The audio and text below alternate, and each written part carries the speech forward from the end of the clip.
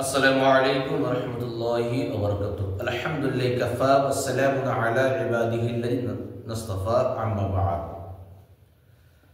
আজকের যে বিষয়ের উপরে আলোচনা করতে চলেছি বিষয়টি হলো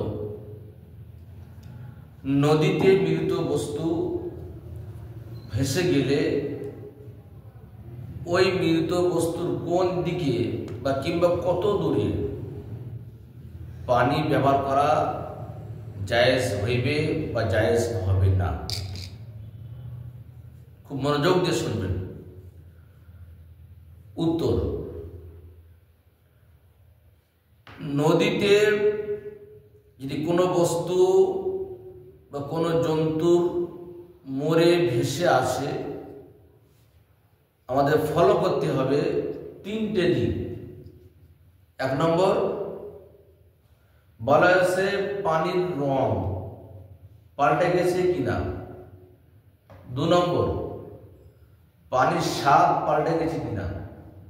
তিন নম্বর ওই পানির দুর্গন্ধটা বার হচ্ছে কিনা। এই তিনটে গুণের মধ্যে যদি কোনো একটি গুণ থাকে পানির মধ্যে, তাহলে সেই পানিতে ওযু হবে না, গোসল হবে না, ব্যবহার করা যাবে না। আর এই তিনটে কারণের মধ্যে যদি একটু না থাকে, তাহলে সেই পানিতে ওযু করা, গোসল করা বা ব্যবহার করা যাবে।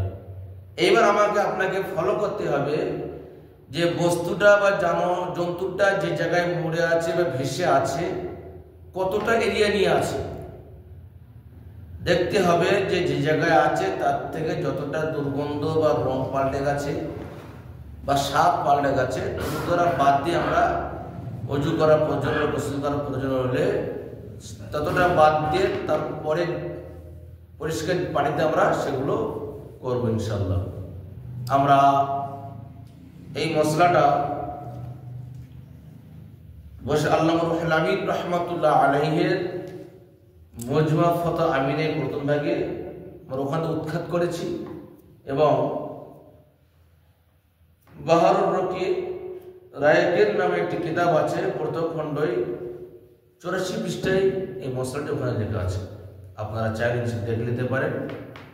আমরা সকলেই এগুলো ফলো রাখবো, খেয়াল রাখবো। আখির দাওয়ানা আলহামদুলিল্লাহি রাব্বিল আলামিন।